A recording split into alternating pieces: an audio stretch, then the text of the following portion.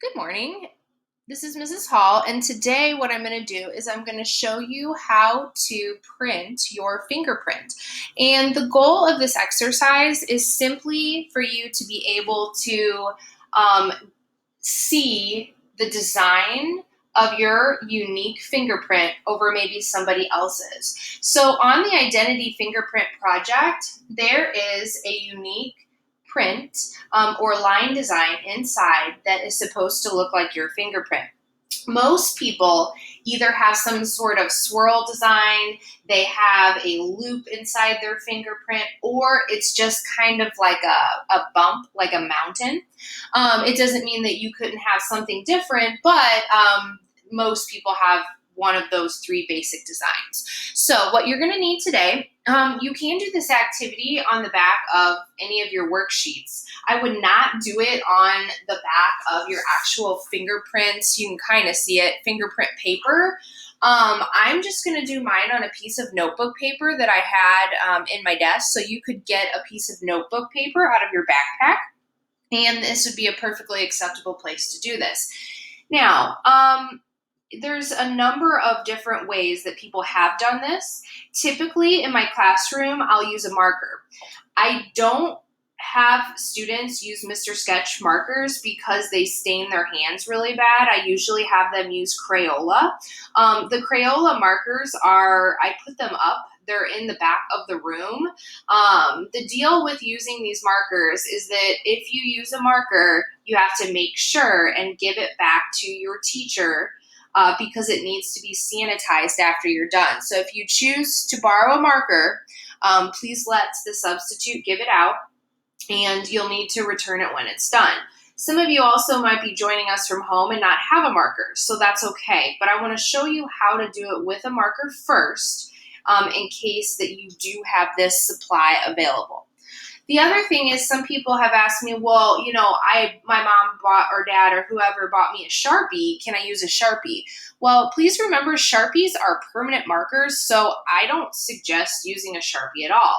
Some people, some of my students in the past have told me they've used a pencil to color on their finger and stamp it, and they say that works. I haven't had much luck with that, but if you're one of those people that works for you, then that's totally fine. So you're only going to use one of your fingers. And I suggest either using your thumb or your index finger, which is your pointer finger. And you're not going to color over the whole thing. You're just going to color over basically from the tip of your finger down to this kind of first joint right here. So when I pick a color, I would not pick yellow because it's really light. Orange usually works, but I would not pick yellow. So I have two colors. I have pink and I have the blue. The pink, the Mr. Sketch pink marker is literally my favorite, the scented. So I'm going to use this. I'm going to see if it shows up. If it doesn't, then I will go ahead and use the blue. What I'm going for here is I'm going for an image or a print where I can see the lines designs. So if it's smudgy, that's not what you're going for. So you may have to do this 5 times, 10 times, 20 times. The other thing is if you have lotion on, that doesn't usually work. And some people's fingerprints just don't print very easily. Some people have more defined lines in their skin than others. So I'm going to go ahead and I'm going to start with this first joint right here. And I'm just going to coat it. You don't want to go back and forth too many times. Okay, so I got that. I'm going to stamp it 1, 2 times. So you can see the first time it was much darker. The second time it was much lighter. So I'm going to see, it doesn't pick it up well on this camera. My real good camera is at school. But this is kind of like my cheap one that I bought for myself. Oh wow, look at that. The lines came off on my finger. Lovely. That's high quality paper right there. So I'm going to try it again with the pink. If I don't like the pink, if I don't think it's working well, I'm going to get another color. So I'm not super impressed with the pink. I'm going to go ahead and I'm going to use a different finger. I'm going to use my thumb and I'm going to coat it with the blue. So you might be able to see it better on the screen with the blue. So let's see if I can do this here.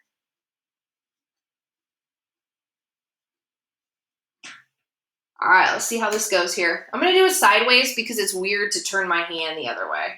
So there's 1,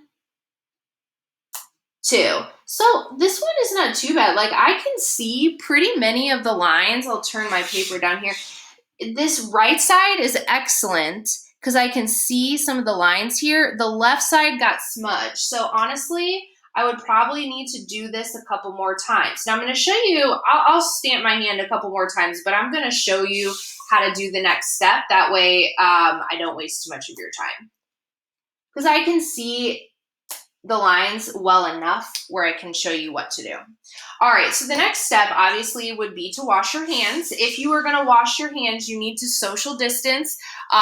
There's only one person allowed at the sink at a time, so I should not see, well, I'm not gonna see it, but the substitute should not see more than one person at the sink at a time.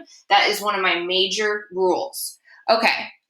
So right here, you can see there's a lot of lines. So what I'm going to do, just to make my life easier for the project, is I'm actually going to take my pen, if I have a black pen. If you don't have a black pen, it's fine. Use your pencil. And I'm just going to try to draw what I see. So I'm going to try to find the basic shape of my project here. And some of you, this is, like mine is a little bit of a loop. Yours might be a swirl. It might not look anything like this. So I'm not drawing over every line. There's no way. If you drew over every line, that's not what you want.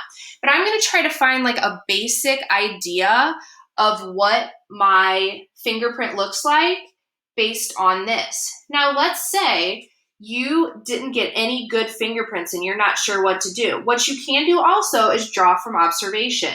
So you could literally just sketch your fingerprint and then look at it and say, okay, I think I see kind of a line here, swirl, it goes over. So if this is like, don't cry, okay? If this like totally turns out like a disaster, just do observational drawing and that's okay. There's lots of options here.